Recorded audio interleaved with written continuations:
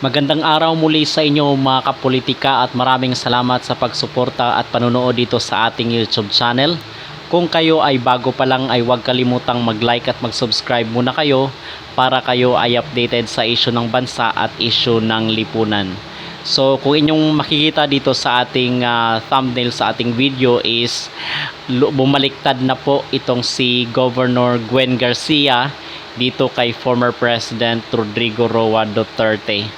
So actually hindi na po ito breaking news kasi kahapon pa lang is itong balitang ito na kung saan is pagtiwalag officially ni Governor Gwen Garcia dito sa partido ni former President Rodrigo Roa Duterte itong PDP laban. So ating sasagutin sa videong ito kung ano ang maging epekto ng pagtiwalag ni Gwen Garcia dito kay former President Duterte at ano ang rason bakit tumiwalag itong si Gwen Garcia, kasi malalim po, may purpose po yan kung bakit umalis ng tuluyan na itong si Gwen Garcia dito kay former President Duterte, and it's all about political. Yan ang ating pag-uusapan at himay-himayin sa videong ito mga kapolitika. So doon sa ating mga previous videos is ating napag-usapan na kung saan sobrang dami na po ng mga politiko na kung saan is umalis na dito sa PDP laban at yung mga tinuring ni former President Duterte na mga best friend niya, mga allies niya, at yung iba pa nga is pupunta mismo doon sa kanyang bahay sa Davao City, but all of a sudden na kung saan wala na siya sa poder sa politika is umalis na rin sa kanya at tuluyan na nga silang nagbabay dito kay former President Duterte, at isa na doon si Gloria Macapagal-Arroyo at itong sila Bong Revilla, sila Jinggoy. Sobrang dami po na mga kaalyado ni former President Duterte itong napabalitang si Amy Marcos, pero hindi pa kumpirmado, pero yun ang mga bali-balita mga kapolitika, nasasanib itong si Amy Marcos dito sa kanyang kapatid na line-up na partido. Well, anyway, dito sa side naman ni Gwen Garcia is ano ba ang reason bakit umalis itong si Gwen Garcia dito dito sa PDP laban? So unang-una, ayon doon sa balita is conflict of interest daw, kasi itong si Rama at si Garcia is nagkaroon ng conflict. Di ba merong parang festival doon sa Cebu na kung saan nag-away itong si Rama at si Garcia dahil doon sa hindi pagkakaunawan doon sa sound system. So doon nagsimula yon, and second time around is meron daw project, malaking project doon ata, parang trend ata yun dyan sa Cebu, na kung saan is pinahinto yung project ni Gwen Garcia. Yung project ng city is pinahinto ni Gwen Garcia dahil daw matatamaan yung cultural heritage ng Cebu.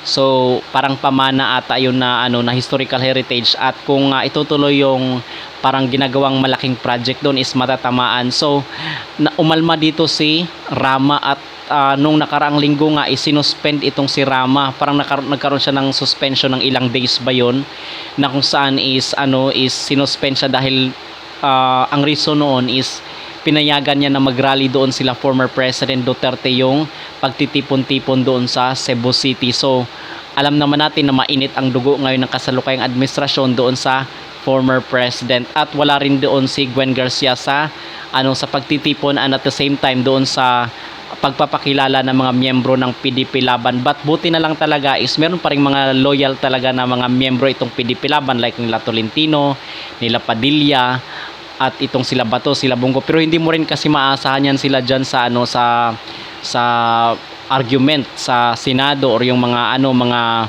pagdidebate, hindi mo sila maasahan. But anyway, ang importante is loyal pa rin sila dito sa partido nila former President Duterte, kasi mga kapolitika, ang main reason talaga dito kung bakit umalis na talaga itong mga politiko, and hindi lang po si Gwen Garcia yung umalis dito sa PDP laban kahapon, kasali na din doon yung mga politiko na miyembro ng PDP laban sa Negros Occidental.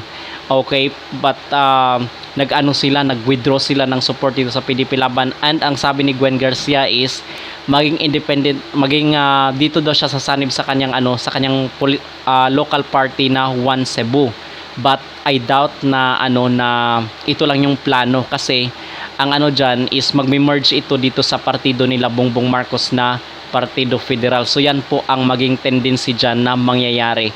Now, bakit umaanib itong mga politiko dito sa partido ni Bongbong Marcos? Ang nakikita natin dito mga kapolitika, kasi ito naman talaga naging tradisyon at kultura ng mga politikong ito, na kung saan is palipat-lipat sila ng partido kung saan yung malaking pondo. Okay, so yan talaga ang bottom line dyan, yung pondo at yung makinarya sa susunod na eleksyon. Kasi yung mga gastos dyan, napakalaking gastos sa mga kampanya. Hindi tayo naniniwala na talagang malinis pa yung politika dito sa Pilipinas at yung pangampanya, kasi alam natin na nangailangan yan ng malaki-laking gastos. At ito yung mga ginagawa ngayon ng kasalukuyang gobyerno, yung pangmumudmud ng mga ayuda, yung traditional na technique ng mga politikong ito para bumango sila sa publiko. Okay, at sana man lang, bakit natin itong ginagawa, itong videong ito, kasi para rin naman ma-educate itong ating mga kababayan na wag na nating tangkilikin itong mga klase ng politikong ito na kung saan is nagpapabango lang during election. Kasi doon sa ating previous video na pag-usapan natin, itong sila Romualdez is pupunta ng Mindanao, pupunta kahit saan saang lugar, at sila mismo yung nag-abot ng tulong para makita sila ng mga tao. Okay, gising na po mga Pilipino. Itong mga traditional na politikong ito is naalala lang tayo tuwing election.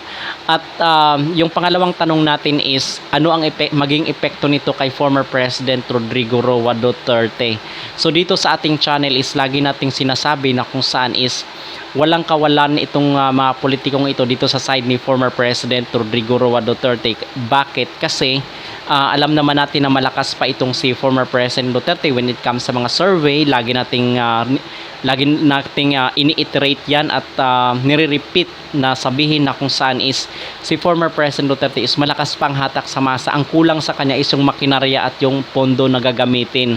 So ang punto dito is, even though matalo man itong mga politikong ito sa election, ang importante dito is makakuha sila ng pondo mula sa gobyerno, at makukuha lang nila yon sa pamamagitan ng pag-anib dito sa kasalukuyang administrasyon. So yun po talaga ang doon, yun po talaga ang bottom line doon, bakit umaanib itong mga politikong ito. Kasi sabihin man natin na matalo sila sa susunod na eleksyon, pero malaki naman yung kanilang pondo na nakuha mula sa gobyerno. So yun po yun mga kapolitika, at walang kawalan ito kay former President Duterte. Ang sinasabi niya nga doon na kung saan even siya na lang mag-isa or silang dalawa dito sa kanilang PDP laban na partido is walang problema po yun. Okay, and hindi naman itong mga partidong ito, hindi naman itong mga politikong ito ang magpapanalo sa mga manok nila former President Duterte. Hindi naman sila lang ang boboto dito sa sa mga politikong ito, kundi yung taong bayan mismo na kung saan is napamahal na dito sa ating former president. So walang kawalan ito kay former President Duterte, bagkus sila pa ang nawalan, kasi nakikita na ngayon ng mga tao yung tunay na kulay ng mga politikong ito na kung saan is palipat-lipat ng partido, kung saan nandoon yung pondo, saan yung makinarya, saan yung pera na gagamitin tuwing eleksyon, doon sila lumilipat. At kasi nga dahil sa pera. Okay, so okay lang si former President Duterte at wala namang mawawala sa kanya, and hindi, sinasabi niya naman na hindi na siya sasali sa sa politika. Ang sa kanya na lang dito is yung mga endorso nilang mga politiko, kung sino man yung mga aanib na mga politiko sa kanya. At sana naman sa mga maralitang Pilipino is dapat magising na po tayo sa mga ganitong klaseng mga politiko na kung saan is balimbing tuwing election, is lumilipat kung saan yung may malaking pondo at may malakas na makinarya. Okay? So ito kasing Cebu mga kapolitika, gusto ko rin ding i-highlight is ang Cebu, pinag-aagawan din niya ng mga national politicians, kasi ang Cebu is siya yung may pinakamalaking boto when it comes to province and yung Cebu City at yung mga dikit-dikit na syudad dyan. So talagang nililigawan ng mga malaking politiko yan, kung kaya pinupuntirya yan, at malapit din yan dyan sa baluarte ni Romualdez. And sa akin, ang tingin ko dito is mag-unite itong partido ni Bongbong Marcos at ni Gwen Garcia, kasi ang anak ni Gwen Garcia is doon din sa tourism. And actually kahapon is bumisita rin itong si Bam Aquino dito sa Cebu at nakipagkita siya kay Gwen Garcia. Kung inyong matatandaan mga kapolitika is itong doon sa ating previous video is napag-usapan na natin na kung saan baka itong partido nila nila Bam Aquino and ni Bongbong Marcos is mag-unite. And kasali na rin dito si Gwen Garcia kasi kinakailangan talaga nila ng malalakas na partido para kalaban itong si former President Rodrigo Roa Duterte. So ito yung nakikita natin dito na magiging mahigpit talaga yung tunggalian ng former president sa kasalukuyang administrasyon.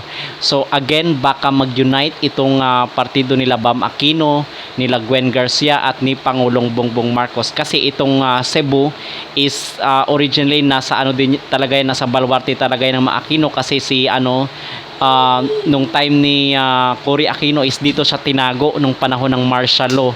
So ang Cebu is literally balwarte na mga Aquino at baka ito yung gagamiton nila Bongbong Marcos para makahikayat pa ng maraming botante para sa kanilang pangangampanya sa susunod na eleksyon. So yun ang ating analysis dito mga kapolitika. Kayo ano ay yung masasabi dito sa sa pagtiwalag ni Gwen Garcia dito sa partido nila former President Duterte? Sa tingin nyo ba may malaking epekto? At paano na lang sila former President Duterte? Sa tingin nyo ba ay may epekto rin ito kay former President Duterte or sadyang ang mga tao ngayon ay gising na at talagang hindi na sila madadala sa mga ganitong pakulo ng mga politiko? So yun lamang ang ating talakayan sa isyong ito mga kapolitika. Kung kayo ay may comment, opinion or kuro-kuro, please comment down below at huwag kalimutang mag-like at mag-subscribe para updated kayo sa isyu ng bansa at isyu ng ating lipunan.